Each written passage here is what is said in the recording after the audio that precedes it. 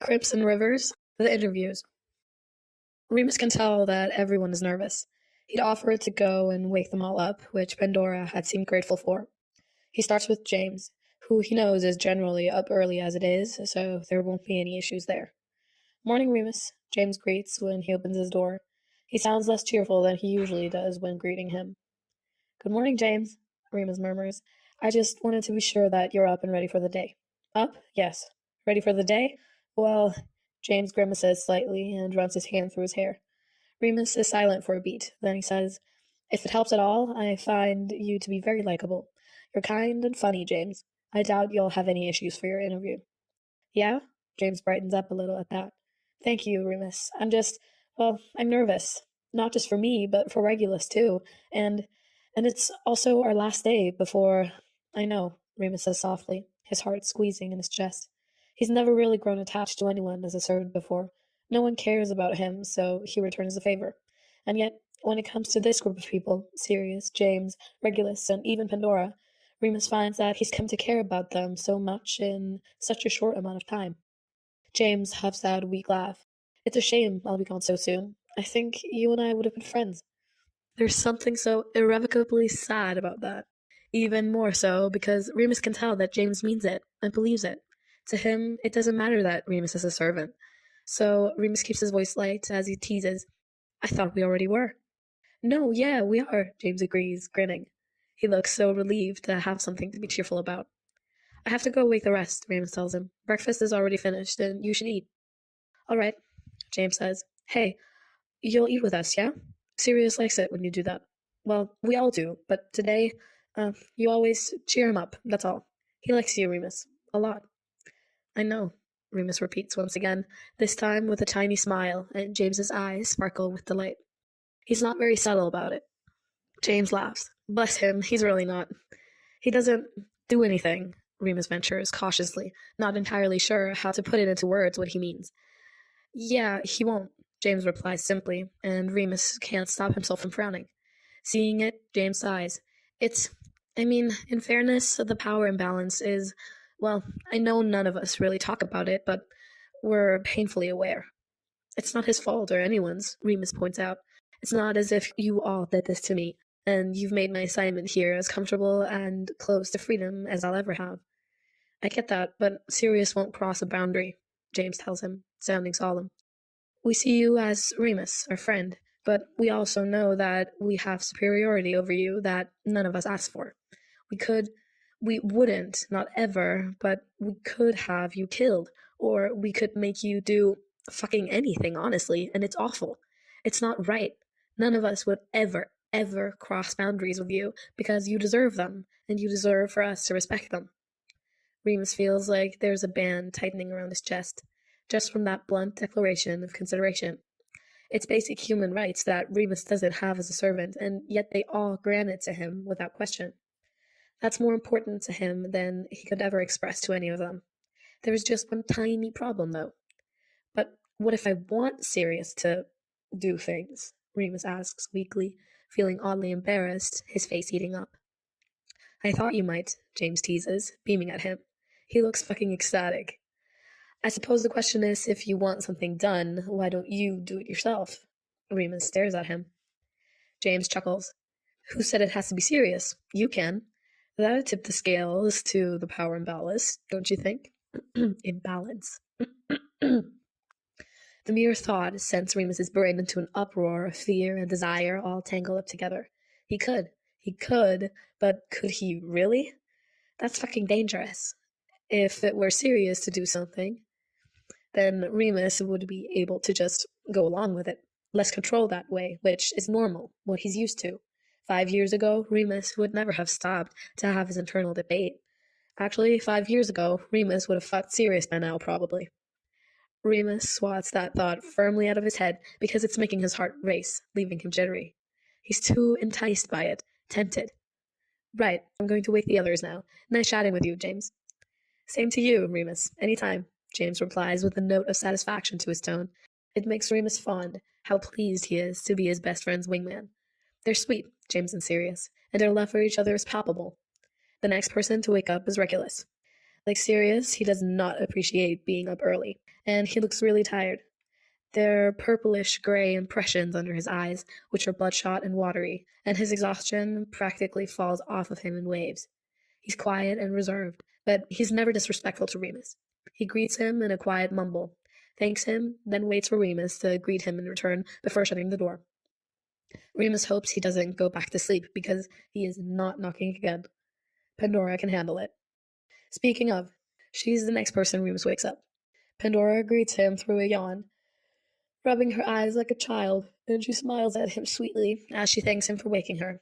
She offers to make breakfast, then gently berates him when he admits he's already done it, then slightly bullies him into agreeing to share breakfast with them. Remus did admittedly save Sirius for last, because he's biased and not above a little favoritism. So, alright, maybe he's letting Sirius get as much sleep as he can. What of it? Sirius doesn't come to the door while cursing, which had admittedly amused Remus last time. Instead, he opens the door and blinks sleepily at him. A tiny, lopsided smile curves his mouth, despite how tired he also looks. A world-weary exhaustion more so than lack of sleep. He looks unbearably soft like this, just waking up, his hair ruffled and lines creasing his cheek that he probably doesn't even know about. Good morning, Remus, Sirius greets warmly, his fingers fiddling mindlessly with the doorknob. Good morning, Sirius, Remus replies, and he gets such a vivid impulse to reach out and touch him that he almost thinks he's done it without realizing. He tucks his hands behind his back to be on the safe side, then wonders why he's doing that, why he's holding himself back, only to then be reminded why he is and why he shouldn't. It's not proper. It's dangerous. Hi, Sirius says, then snorts. Oh no, I'm not doing that again. Once was embarrassing enough. Sorry. Hi, Oh, lovely. Did it again. Anyway, I'm going to shut up now. Fuck. Propriety, actually. What's life without a little danger, anyway? Dead boring, that's what. Remus can't help it. There's just something about Sirius that tugs at him until he genuinely can't resist. And at the moment, he doesn't want to. He's still careful, despite everything, only stepping forward to reach out and tug Sirius's shirt up, where it's slipping down over his shoulder. Wrinkled and warm cotton that's just a bit too big. Remus's knuckles brush his collarbone, and Sirius holds himself very still as Remus says, I'd really rather you didn't. Well, that's a first, Sirius breathes out, gazing at him with such focus that Remus feels his stomach turn over. Most people like it when I shut up, unless I'm telling them the things they want to hear. For some reason, I get the feeling hearing me tell you hi over and over isn't exactly the height of sophisticated conversation for you. I don't know, I like it, Remus mumbles, spending far too long holding on to Sirius's collar. He can feel the warmth of Sirius's skin beneath the backs of his fingers. There's a war going on inside of him at the moment.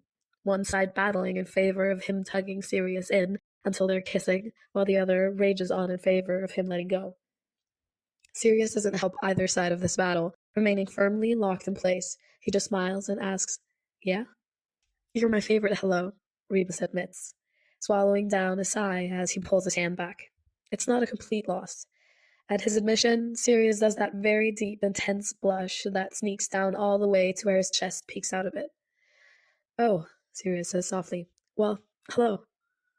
Remus chuckles. Hi. You know, maybe you're onto something. I like it too, Sirius tells him with a broad grin. I can tell, Remus muses, shaking his head. Go on, get dressed. Breakfast is ready. Right. Today, Sirius mutters, his smile fading. He says today like it's the root of all evil. He looks like he's dreading it, and then his eyes log onto Remus hopefully, as if Remus is the one source of good in today. Will you? Yes, I'll have breakfast with you, Remus cuts in, still secretly pleased that he can interrupt. With everyone, I mean, but you know what I mean. Sirius is smiling again, which was the goal. Brilliant. I'll get ready, then meet you there. We'll meet everyone, but goodbye, Sirius, Remus says, exasperated, because Sirius is teasing him, his eyes sparkling with humor. Bye, Remus, Sirius replies with a delighted little laugh before he shuts the door, and Remus stands there for a long moment, that laughter ringing in his ears. His favorite hello, indeed, and his hardest goodbye. Regulus has always been very good at hiding things, at least from the moment that he had things to hide. When he's scared, when he's hurt, when he's nervous, when he's feeling anything he deems a weakness, he knows exactly how to hide it, to cover it up so he looks calm, neutral, completely uncaring. Before his interview, Regulus does just that, sitting in a tiny room with Pandora, who's watching the other interviews, Sirius, who is pacing with his arms crossed, and James, who is doing nothing to hide his own anxiety. What James could possibly have to be anxious about, Regulus doesn't know. He's not the one everyone is worried about. He's not the one who will have to fight to make people love him. He's not the one with complex relationships and secrets to hide. No, that's just Regulus. Sirius keeps glancing at him, then looking away quickly, a wrinkle of worry between his brows. It's sort of nice. Regulus wasn't expecting to see so much concern from Sirius, to be able to pick up on how much he cares, but it's there. Regulus can't deny it. He hasn't seen anything like it in years, and he never thought he'd want to see it again, but it's comforting. Irene is being interviewed before Regulus, and Rita has plucked a few secrets from her with ruthless precision, including the one about having a crush on James. This is sort of ironic, because James is so lost in his own head that he isn't even paying attention, so he completely misses it. The Hallows love it, though. Irene is clearly a favorite, and she's working the crowd with lovely smiles and gentle laughter. Regulus doesn't like her, but he can admit that she's a survivor who knows what she's doing, and she's going to be a tough act to follow. His stomach is tangled up in knots and only getting worse as her interview draws to a close. Someone steps out to tell Regulus he has about 2 minutes, waiting to escort him to the stage, and his heart fucking drops. Hey, Pandora says quietly, moving over to crouch down in front of him, her eyes clear as she holds his gaze. She reaches out and cups his hands in both of hers, smiling gently. I want you to do something for me. It takes Regulus a second to respond past his rising nerves. He can see Sirius and James fluttering at the edges around him, likely trying to be comforting or helpful, but Pandora takes all of his focus. What? I want you to find the very happy memory. The first one that you can think of, Pandora murmurs. Regulus isn't sure why it pops into his head, but he thinks of the time he and Sirius snuck out of school to go pick pecans that they could sell at the market, just so they could buy sweets. It was Sirius's idea, of course, and they'd ended up cracking pecans open by the shell and eating them together while burning daylight. They'd laughed so much that day, and when they went to sell the pecans they gathered, they didn't even get enough money to buy more than one chocolate muffin, but they didn't mind. They just shared it. Regulus was nice. Do you have it? Yes, Regulus whispers. Pandora smiles. That's lovely. Now, as you go out there, I want you to think about the memory, yeah? Think about it and nothing else. And I want you to smile, because it's a happy memory that you can smile about. Don't think about Rita or the crowd or anything else. Just think about the memory as you go sit in that chair. Will you do that for me? I'll try, Regulus says. You're going to be fine, Regulus, James tells him, drawing his gaze. He gives him a smile. Remember, you're an angel who's never done anything wrong in his life. Not ever. Just for today, Sirius agrees with a shaky laugh, nodding when Regulus glances at him. I'm going to fuck this up, Regulus announces. No, you're not, Pandora counters firmly. She squeezes his hands, shaking her head at him. Confidence is key, Regulus. You will not fuck this up, and you will go out there and get through it, and you'll steal more hearts than you think. They don't really get to say anything else to him because his time is up, and he has to go. Pandora draws back, and Regulus pushes to his feet, his heart thumping loud in his ears as he lets himself be let out of the room. He glances back one more time to see Pandora smiling encouragingly, Sirius looking blatantly worried, and James just looking at him, something unbearably soft about his gaze. Regulus turns, and he goes. The distant sound of Rita talking to the crowd reaches him as he draws closer, saying, Now, I don't know about the rest of you, but I'm excited to speak to our next tribute, Regulus Black, little brother of our beloved Sirius Black, thrown into a tense battle against James Potter to make it back home to his brother, and make his family proud, no doubt. Let's give him a warm welcome, shall we? In response, there's a cacophony of cheers and chants of his name that makes him want to turn and run in the opposite direction. His stomach lurches, but he continues to walk, squeezing his eyes shut as he tries to do what Pandora said. He thinks about that day, giggling with Sirius as he showed him how to crack open pecans together, peeling the shell with quiet laughter between them. It's hard to focus on the memory, but he does his best, and it manages to draw a tiny smile to his face despite everything else. That smile lasts for all of 5 seconds as he walks onto the stage before ultimately falling as he takes in the waves of faces staring at him, cheering for him like he's not just a walking corpse. He wonders bitterly if they'd continue to cheer if he died right in front of them now. If they'd be horrified if it existed outside of their screens, or if they'd just laugh over his dead body because that's all he ever was to them anyway. But there, to the left in the front row, Gideon sits with Dorcas and Fabian, and Regulus isn't prepared for how much of a relief it is to see them.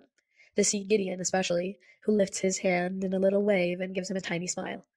Somehow that manages to keep Regulus going, to push him to continue to the chair right across from one Rita Skeeter.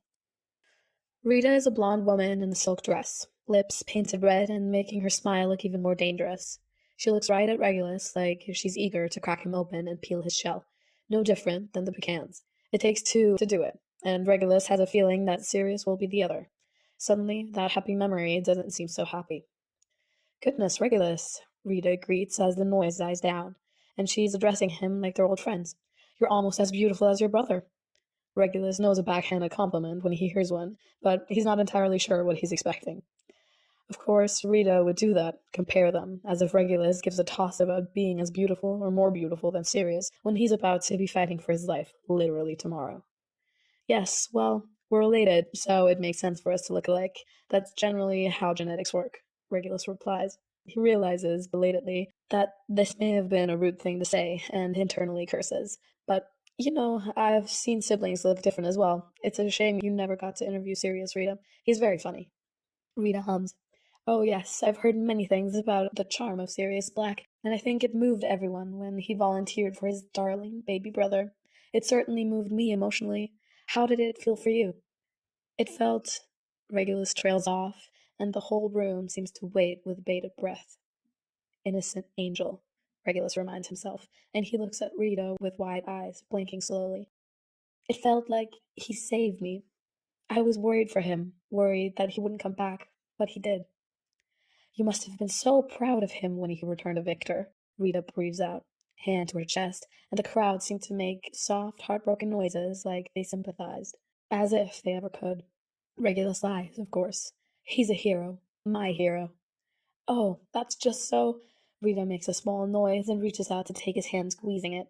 Her fingers are cold and her nails are shaped like coffins. There's some sort of symbolism to that, Regulus thinks. Someone in the crowd is crying, which is so fucking stupid that Regulus struggles not to roll his eyes.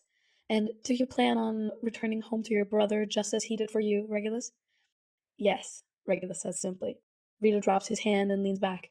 "An honorable goal to strive for, but surely a complicated one. You are, after all, going into the arena with his best friend." "I am," Regulus confirms. "Are you and James competing to see who will make it back to Sirius's side?" Rita asks, clearly expecting him to feed into it, to boast about himself and how sure he is of his own victory. An innocent angel would never do that, though, and Regulus honestly doesn't want to perpetuate the belief that they're fighting. It makes things harder. "No, not at all." "No?" Rita says, sending a curious look toward the crowd before leaning in, like her and Regulus are just trading secrets between them. "Does it not bother you that James may make it back to your brother if you can't?" "If it can't be me, then I hope James makes it back to him," Regulus admits, and it's not even a lie, not really. "But it will be me. Nothing or no one is going to stop me." Rita cocks her head. "Not even James?" At this, Regulus hesitates, and Rita unfortunately picks up on his hesitation. He can feel his nerves rising again, though they had barely settled. It takes effort for him not to shift restlessly in his chair, and it's like he can feel every camera, every light, every eye focused right on him all at once. "Are you and James close?" Rita asks, eyebrows raised. Regulus can't clear his throat, because everyone will hear it, but he desperately wants to. "Well, I grew up with him, really. He is Sirius's best friend, so obviously he's not a stranger." "Rude," Regulus's brain points out, but is it? He genuinely can't tell. He doesn't know when he's being harsh half the time, because most of the time that's just him being honest or pointing out the obvious. It's not like he's trying to be a prick. It genuinely just seems to come so naturally to him.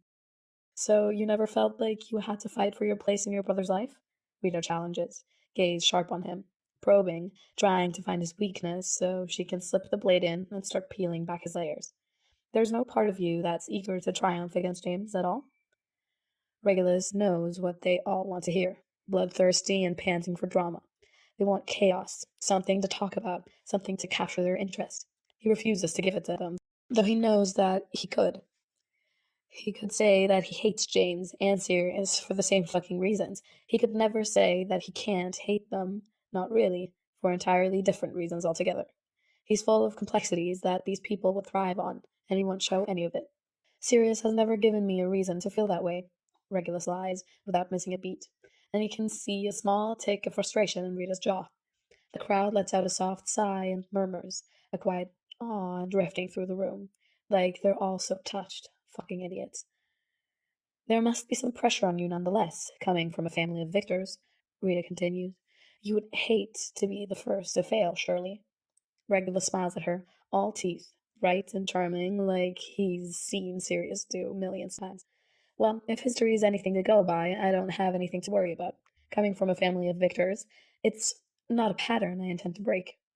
Oh, that confidence. We love to see it, don't we? Rita addresses the crowd, earning laughter and cheer, and Regulus can feel a smile becoming fixed. No one seems to notice, at least. Rita turns back to him, chuckling. Now, I suspect you're all so eager to get back to your parents, as well as Sirius. Regulus doesn't expect it, but a laugh falls out of his mouth before he can stop it. He can hear the edge to it, so he tries to soften it, and it ends up being a little breathy. The absurdity of her statement makes his head spin a bit. Oh, well, my parents are expecting me to come home. That's true. You have no desire to let them down, do you? Rita says. I never have before, and I'm not going to start now, Regulus lies, glancing at the crowd with the sweetest smile he can muster, like his mother might be out there watching. It's the redirect game, just like Sirius said. He knows his mother and father must be watching at home, and for a moment he wonders if they're worried about him. He knows the answer to that. As if she can sense his thoughts, Rita muses. Surely they're at home watching you now. Do you think you're making them proud, Regulus? I hope so, Regulus lies, glancing back at Rita. Again, the crowd titters and seems so touched by what he said. Is there anyone else back home you're trying to get back to? A lover, perhaps? Rita asks, and everyone seems to be interested in this, which agitates Regulus to no end. No, Regulus murmurs, no one at home. I see, a family man, Rita teases, and the crowd laughs again, almost mockingly. He can tell they're displeased, but he knows why. Sirius has a reputation here, and they would all thrive on the idea that Regulus, like his brother, is a romantic. They don't know Sirius, though. Not really. Regulus has no intentions of playing that role, ever. I suppose if you're a victor, you'll have many options, although I have to be honest, I can't imagine how you don't have options already, with how handsome you are, especially right now. Well, I never said I didn't have options. I just said there is no one at home I want, Regulus points out, then realizes that he's being argumentative when he should have just agreed. His heart rate spikes, and he wants to get far away from this topic right now. He has an opening, thankfully. I can't take all the credit for how I look right now. Some of it has to go to the design team. He inclines his head towards where Dorcas, Gideon, and Fabian are sitting. People start clapping politely, and they all wave and smile. Honorable mention to Gideon, who works with me personally. James got Fabian, but I got lucky. At this, Gideon can be heard laughing loudly, and the crowd follows suit, laughing along with him as if Regulus has just told a very funny joke. But really, my outfit is lovely. There is more to it. I can show you if you like. Oh, Rita glances at the crowd, and they all break out into eager cheers, urging him on. Rita laughs grandly and sweeps out her hand. Please do. With a secret sigh of relief, Regulus stands up. Sirius watches the screen as Regulus spreads his dark cloak and gives a slow spin. As soon as the cloth pulls tight, a white glow of the Leo constellation forms on the cloak, the outline of the lion glittering out to everyone. The heart of it, the Regulus star, shines the brightest. Everyone loves it, of course. The crowd quite literally goes wild, and Sirius turns his head as he paces the length of the room, agitated. He can feel eyes on him, and he knows it's James before he even looks. What? James asks quietly. He's doing well, isn't he? Yes, he is, Sirius snaps, his jaw clenched. James frowns. Then what's wrong? He's doing everything you told him to. I know that, James, Sirius backs out. Sirius, James says softly. Shaking his head, Sirius glances back at the screen to see Regulus sitting back down, explaining the constellation, his star being the heart of the lion, and the myth involving Hercules. Sirius looks away again. He's lying. I can tell when he's lying. Practically every word he said was a lie. That was the point, Sirius, Pandora reminds him. Yes, well, you'll forgive me for not being ecstatic about hearing my brother call me his hero, all while knowing it's a fucking lie, Sirius snarls, whipping around to go stomping into the opposite direction. James sighs. You were 16. You shouldn't have had to be a hero. What you went through, that wasn't heroics, that was tragedy, and it was unfair to you. He sees it as that as well. You don't know that, Sirius mutters, grimacing. I believe that, James tells him firmly. Look, this isn't easy for me either. Do you think I didn't notice how hard he was avoiding telling everyone he hates me? He couldn't even bring himself to say we were friends. Sirius scoffs. He's a little prick, that's what he is. He's doing what you told him to. I know, all right? It's... James's face softens. It's upsetting, I know, I get it. When he said that, I never made him feel like he had to fight for a place in my life. Sirius swallows thickly. James, he was lying. That was a lie. Sirius, James whispers, his eyes sad. Look at me. You know it's more complicated than that. You know it's not that simple. But he felt that way. I made him feel that way, Sirius insists, his heart feeling as if it's shriveling in his chest. I didn't mean to, but I wasn't... Stop it, James murmurs, but Sirius can't. Sirius shakes his head. He still feels that way, James. He's my little brother, and he's going into the arena, and I can't take his place. I can't save him. I can't... Sirius, hey, Sirius. James cuts in quickly, launching to his feet to come over and put his hands on Sirius's shoulders, shaking him a little. Breathe, just breathe. There's not enough time, Sirius chokes out. I don't have enough time to make it right. James takes a deep breath and slowly releases it, waiting for Sirius to copy him. His voice has softened. You both have been through unimaginable things, and you've suffered so much, but you're his brother, Sirius. He knows, all right? Deep down, he knows you care about him, no matter what you've been through. How did we let it get so bad? Sirius whispers, his eyes stinging. The question weighs heavily in his mind. He knows the source was him. He was where it all went wrong, even if he can't remember. But he got better, as much as anyone can in his situation, so why didn't their relationship get better? Why didn't they try? 10 years. It's been 10 years and neither of them could bring themselves to try. Now it's too late. It was a joint effort, I think, between all of us, James says softly, his eyebrows pinched. We did the best that we had, Sirius. None of us are to blame. Sirius knows what James is saying. Regulus was the one who pulled away. James was too busy taking care of Sirius, and Sirius was caught up in falling apart. They all had their own problems, and the repercussions of how they handled those problems lingered even after the problems weren't as pressing as they were at the start. By the end, none of them knew how to fix what they'd already brushed under the rug. The shattered remains crackled underfoot until they grew calluses and learned to keep walking despite the cuts. James squeezes his shoulders, holding his gaze. You'll have time with him, plenty of it. I'll make sure of it. James, Sirius croaks. Let him help you, James whispers. When I'm not here to do it, let it be him. He needs you as much as you need him. Sirius swallows thickly. I need you, too. You always have me, Sirius. I'm always with you, even when I'm gone. The ones who love us really never leave us. James smiles, a slightly trembling twist of his lips, and his throat bobs up and down. He pats Sirius's chest, nodding at him. I will be right here. That's where I'll go, and that's where I'll stay, with you. You'll carry me with you forever, yeah? Sirius shakes his head, dangerously close to bursting into tears. He can't accept it. He can't face it. Doesn't know how. Doesn't think he'll survive it. If he's gone, Sirius will go with him. There's no forever without James.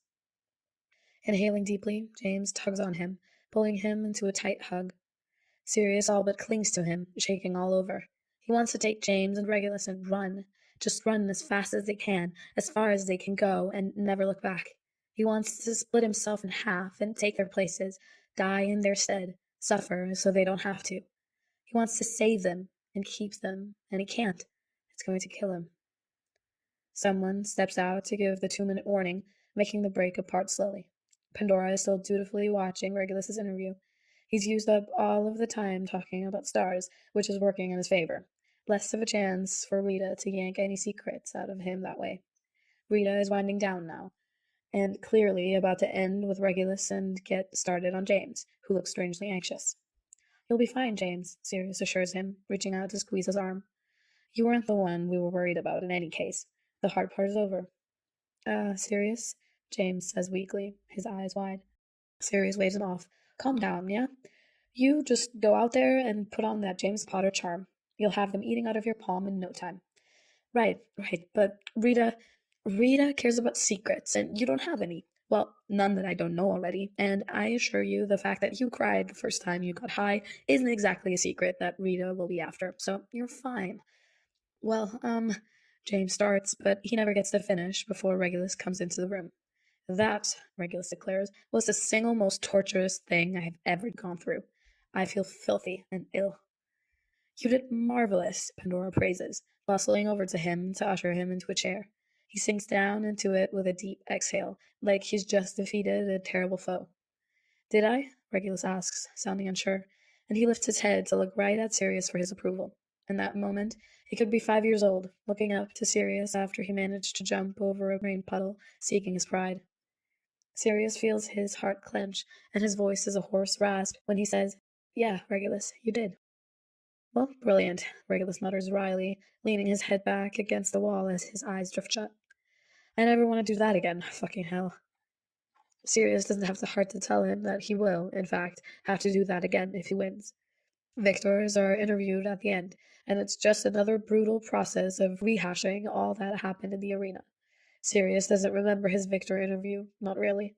If it wasn't for Effie, he probably would have been catatonic on that stage. James jumps when he's called, and he looks worried despite everyone's many reassurances. Sirius reaches out and squeezes his shoulder before he walks away, and Pandora gives him a gentle smile. Regulus doesn't open his eyes to see him go. Sirius moves over to sit down next to Regulus, gently bumping their knees together. Still, Regulus doesn't open his eyes, but a tiny smile briefly curves his mouth. For now, that just has to be enough. Rita wastes no time in getting James to show off his outfit, no doubt trying to get it out of the way. The crowd loves it when he holds his cloak out and spins, showing the golden sun that blazes to life on the white fabric. People ooh and ah, gasping and cheering in hushed delight. Absolutely lovely, Rita comments when he sits down, and she smiles right at him, but James can't help but note that there is no warmth to her gaze. Regulus, the star, and you're the sun. The star that outshines him. Is there a meaning to that? What? No, James says, rearing back a little bit. I don't outshine him. That's not the meaning. Just, the sun is warm, so warm it'll burn up if you get too close. Like Icarus, Rita muses, and James nods tentatively. And who would you say is your Icarus, James? Regulus? No, James mumbles. Rita laughs. Well, aren't you a humble one? James takes in a small, short breath. He forces himself to relax. Okay, he can do this. He's brilliant at this. He knows how to smile, to put people at ease, to keep them happy. As he exhales, he smiles broadly and chuckles. My mom always did tell me to stay humble, and she's never wrong. Your mom, Euphemia Potter, a victor herself, at the tender age of 13, too, Rita says. She was Sirius's mentor when he was a tribute, wasn't she? She was. Do you think she's relieved to know Sirius is your mentor, or perhaps concerned, since his little brother is also a tribute? My mom loves Sirius as if he were her own, James says. This makes the crowd let out soft noises, almost coos. She holds no ill will for him or Regulus in her heart. I know she's watching right now. Hi, Mom. Hi, Dad. The room breaks out into laughter, and he raises his hand and waves at the camera off to the side of the stage. He imagines his parents watching, pressing their hands to their smiles as they see him beaming at them, being their goofy son with a smile that never wanes. It makes him inexplicably sad, but he isn't going to let it show. He chuckles along with the others, dropping his hand as he winks at a few people in the front row before turning his focus on Rita again. A man who loves his parents wholeheartedly. We adore that. You must miss them very much, Rita points out. I do, yes, James admits, because he does.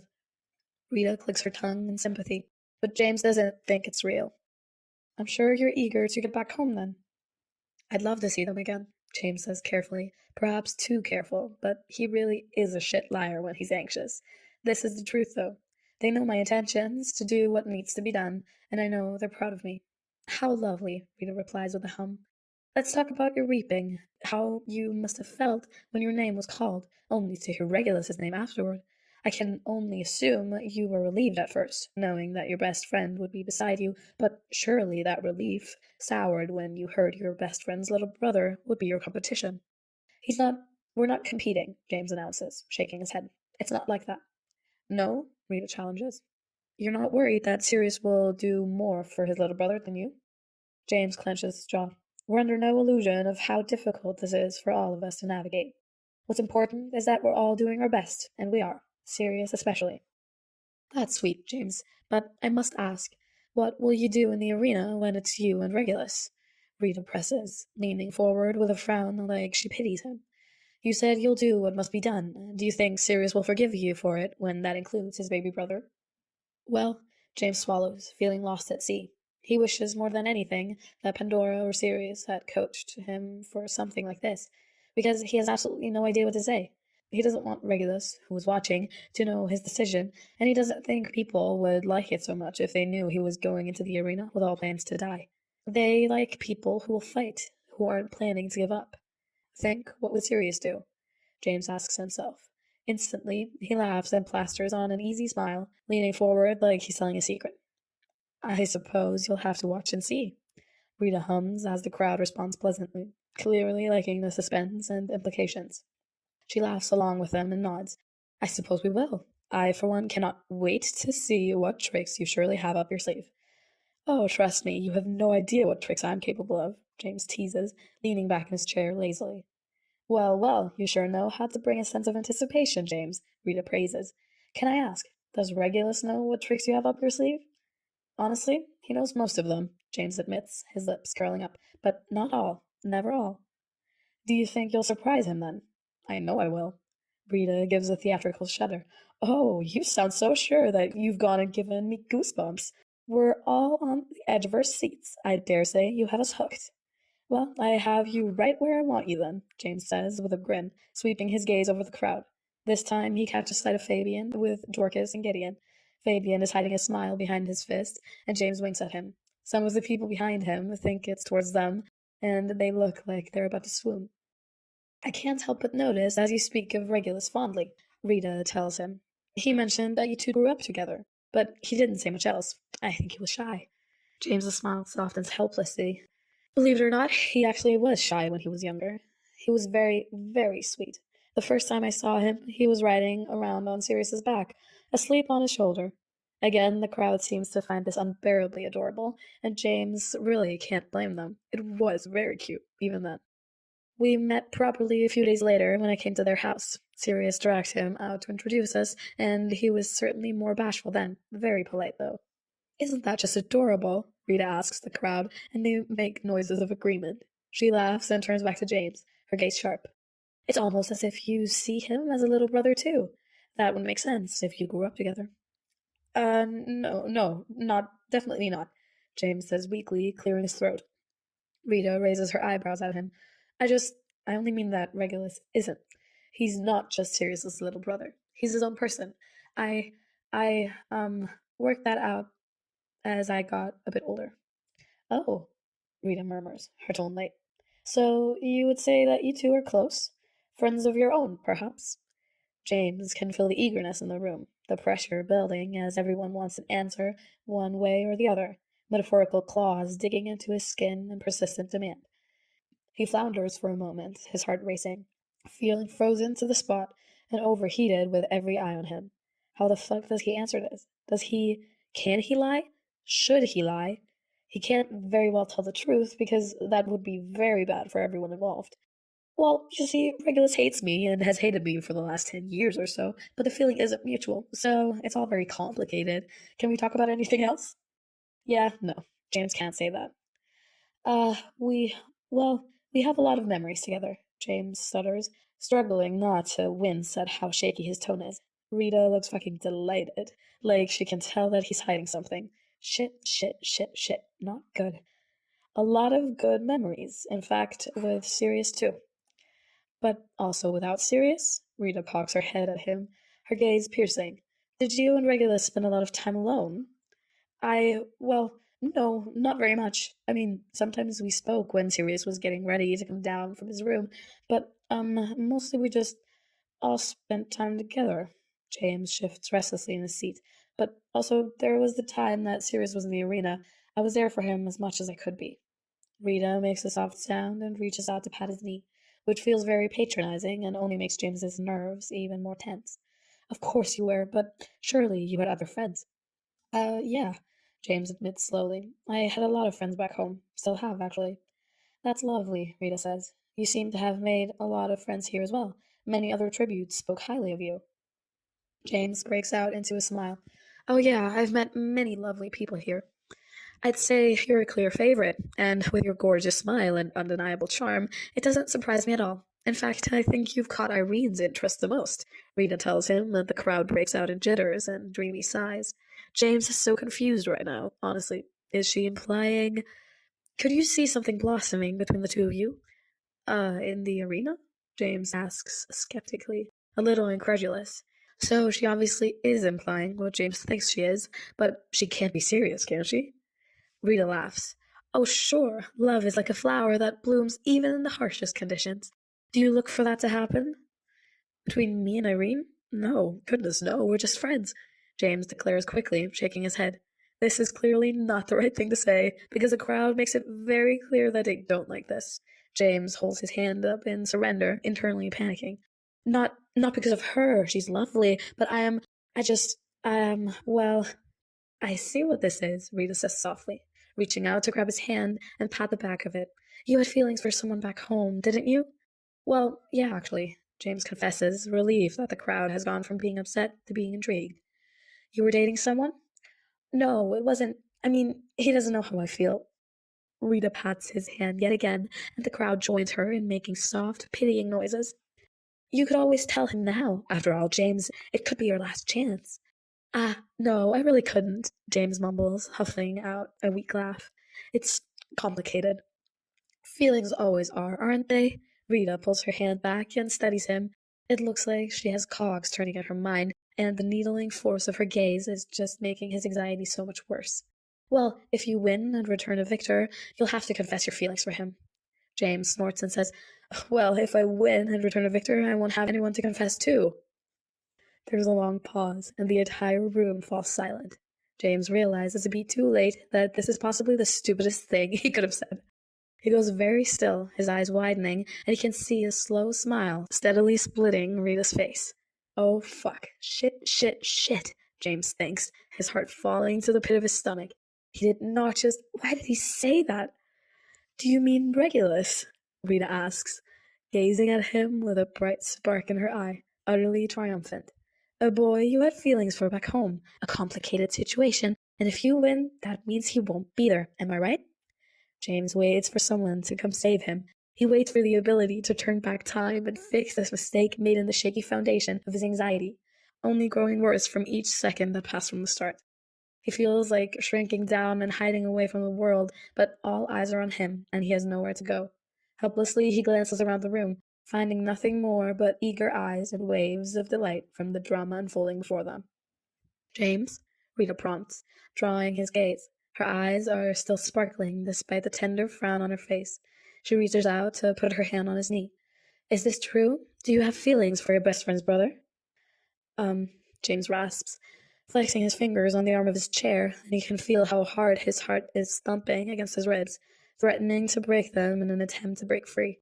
He opens and closes his mouth, then feels himself sink into the free fall because he doesn't know what else to do. With a shaky laugh, he nods. Yes, well, can you blame me? Rita's lips curve up at the side, just for a moment, and she squeezes his knee before leaning back. No, I don't think anyone can blame you for that. He's beautiful, and I think I can speak for everyone when I say how unfortunate it is that you two are in these circumstances. It's tragedy, isn't it, that you'll never know what life you two could have lived together.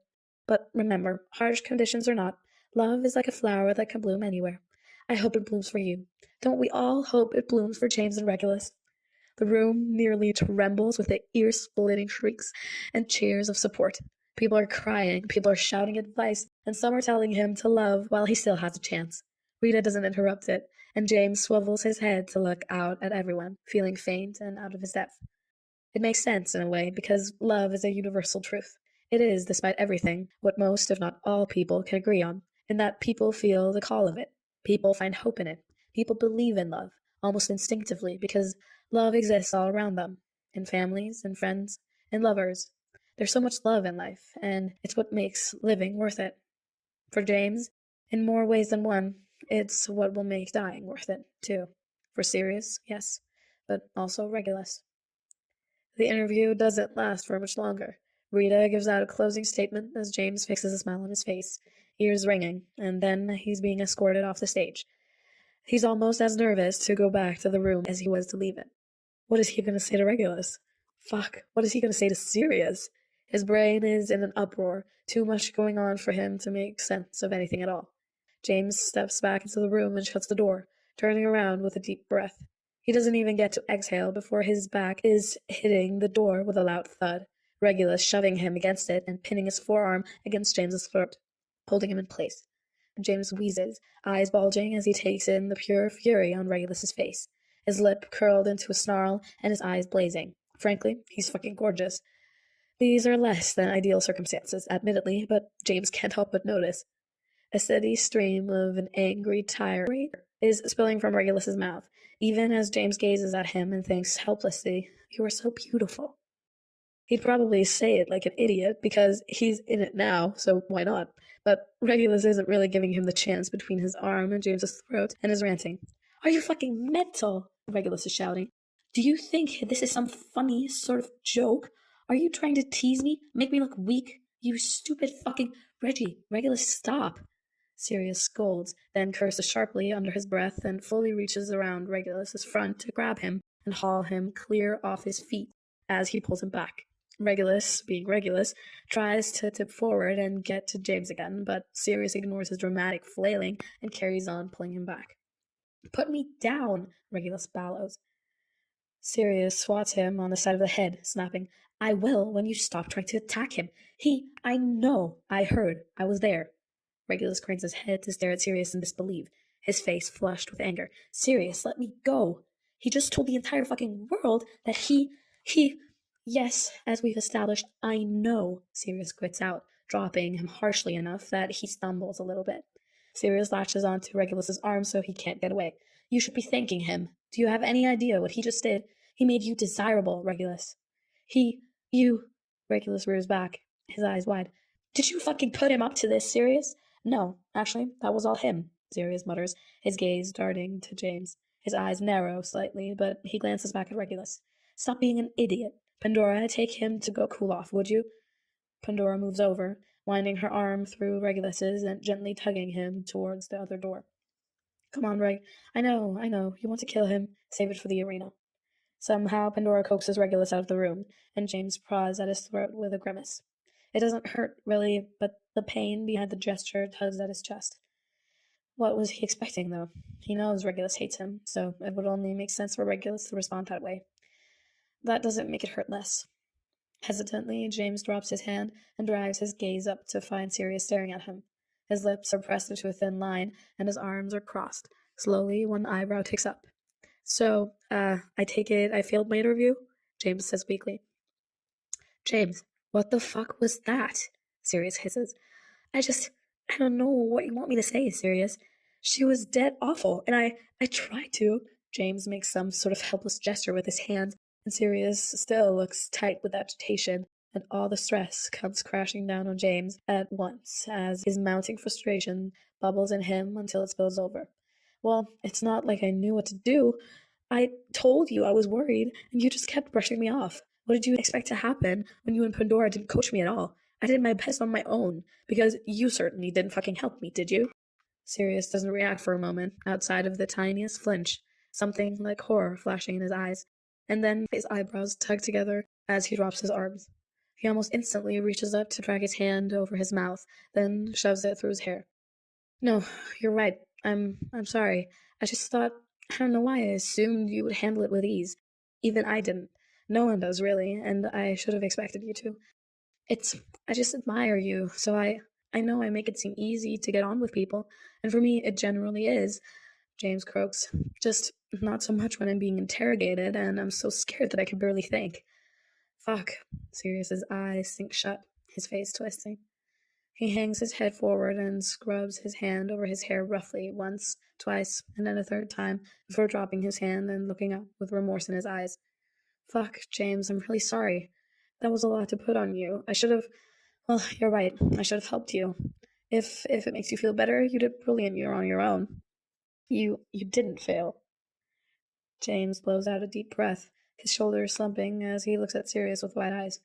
I didn't? No, you did quite well, actually, Sirius says, and James instantly feels better.